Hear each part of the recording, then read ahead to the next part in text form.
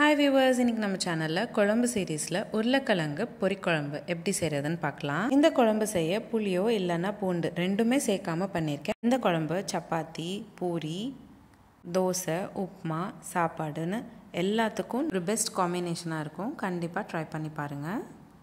இந்த ரெசிபி ஒரு must try recipe அப்படினே சொல்லுவேன். அந்த அளவுக்கு ருசியா இருக்கும். வில்லேஜ் ஸ்டைல்ல இருக்கக்கூடிய உருளைக்கிழங்கு பொரிக்குழம்பு எப்படி செய்கிறதுன்னு பார்க்கலாம் வாங்க.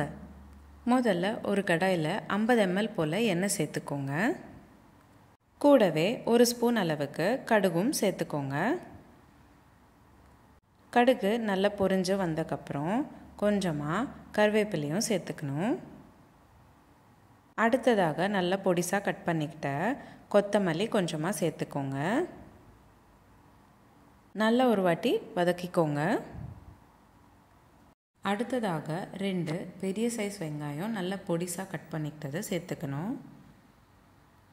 நம்ம எவ்வளோக்கு அவ்வளோ வெங்காயம் வதக்கிக்கிறோமோ அவ்வளோக்கு அவ்வளோ டேஸ்ட்டாக இருக்கும் குழம்பு. எப்போவுமே வெங்காயம் நல்ல பொன்னிறமாக மாறுற வரைக்கும் வதக்கிக்கணும்.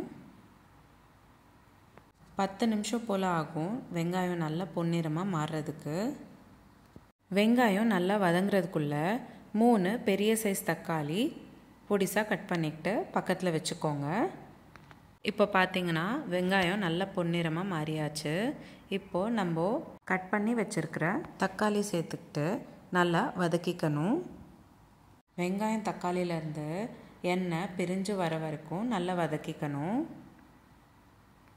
அடுத்ததாக 2 பெரிய சைஸ் உருளைக்கிழங்கு க்யூப்ஸ் மாதிரி கட் பண்ணிக்கிட்டேன், அதையும் சேர்த்துக்கணும். நான் இன்றைக்கி வேக வைக்காத உருளைக்கிழங்கு தான் சேர்த்துக்கிட்டேன். அப்படி உங்களுக்கு வேக வச்ச உருளைக்கிழங்கு சேர்த்துக்கணுன்னா 2 விசில் விட்டு வேக வச்சுக்கிட்டு சேர்த்துக்கோங்க. குழம்பு சீக்கிரமாக ரெடி ஆகிடும்.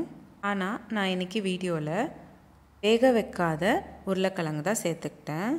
உருளைக்கிழங்கு சேர்த்தக்கப்புறம் 1 ஸ்பூன் உப்பு, 3 ஸ்பூன் அளவுக்கு சாம்பார் தூள், அதாவது 15 கிராம் போல் சாம்பார் தூள் சேர்த்துக்கணும். நான் இன்றைக்கி உங்களுக்கு வீடியோவில் காமிக்கிற அளவு 6 பேர் தாராளமாக சாப்பிடக்கூடிய அளவு. உங்களுக்கு எவ்வளோ தேவைப்படுதோ அதுக்கேற்ற மாதிரி அளவு கம்மியாகவோ இல்லைன்னா அதிகமாகவோ சேர்த்துக்கணும். ஒரு வாட்டி நல்லா வதக்கிக்கிட்டக்கப்புறம் குழம்புக்கு தேவையான தண்ணி சேர்த்துக்கணும். நான் இன்றைக்கி 1.5 லிட்டர் தண்ணி சேர்த்துக்கிட்டேன். மூடி போட்டு ஒரு 10 நிமிஷம் போல் வேக வச்சுக்கோங்க. உருளைக்கிழங்கு நல்லா வேகிற வரைக்கும் வேக வச்சுக்கணும். உருளைக்கிழங்கு நல்லா வெந்தக்கப்புறம் இந்த குழம்புக்கு ருசியை அதிகப்படுத்தக்கூடிய ஒரு பொருள் தான் சேர்க்க போகிறோம். 30 ml போல் தேங்காய் பால் சேர்த்துக்க போகிறோம். நல்ல திக்காக தேங்காய் பால் அரைச்சிக்கிட்டு சேர்த்துக்கோங்க. ரொம்ப கம்மியான குவான்டிட்டியில் தான் தேங்காய் பால் சேர்த்துக்கணும். அப்போ தான் குழம்பு டேஸ்ட்டாக இருக்கும். நீங்கள் அதிகமாக சேர்த்திங்கன்னா குருமா பதத்துக்கு மாறிடும். அதனால் நீங்கள் முடிஞ்ச அளவுக்கு கம்மியான அளவுக்கு தேங்காய் பால் சேர்த்துக்கோங்க. தேங்காய் பால் சேர்த்தக்கப்புறம் 5லேருந்து 8 நிமிஷம் போல் வேக வச்சுக்கோங்க. அவ்வளோதான், ரொம்ப சுவையான உருளைக்கிழங்கு பொரிக்குழம்பு ரெடி ஆயிடுச்சு. இந்த குழம்பு நம்மளுக்கு டிஃபனுக்கும் லஞ்சுக்கும் ரெண்டுத்துக்கும் நம்மளுக்கு தொட்டுக்க நல்லா இருக்கும். அதனால் கண்டிப்பாக நீங்கள் இந்த ரெசிபி ட்ரை பண்ணி பாருங்கள். இந்த ரெசிபி நீங்களும் உங்கள் வீட்டில் ட்ரை பண்ணிவிட்டு எப்படி இருந்ததுன்னு எனக்கு கமெண்ட் பாக்ஸில் கமெண்ட் பண்ணுங்கள். உங்களுக்கு இந்த வீடியோ பிடிச்சிருந்தா லைக் பண்ணுங்கள், ஷேர் பண்ணுங்கள். இதே மாதிரி டெய்லி ஒரு ரெசிபி பார்க்குறதுக்கு என்னோடய சேனல் சப்ஸ்கிரைப் பண்ணிக்கோங்க. இந்த ரெசிபி எப்படி இருந்ததுன்னு எனக்கு கமெண்ட் பாக்ஸில் கமெண்ட் பண்ணுங்கள். இந்த மாதிரி நிறைய சீரீஸ் நம்மளோட சேனலில் போஸ்ட் பண்ணியிருக்கேன். டிஸ்கிரிப்ஷன் பாக்ஸில் லிங்க்ஸ் எல்லாமே ஷேர் பண்ணுறேன், செக் பண்ணி பாருங்கள்.